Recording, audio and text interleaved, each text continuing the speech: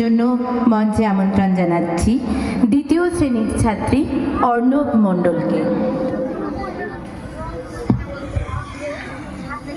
ইতিমধ্যেই বেশ কিছু বিশিষ্ট মানুষ আমাদের মধ্যে উপস্থিত হয়েছেন, যাদের উজ্জ্বল উপস্থিতি মঞ্চ আলোকিত করবে, সেই পরিবেশন করবে দ্বিতীয় শ্রেণীর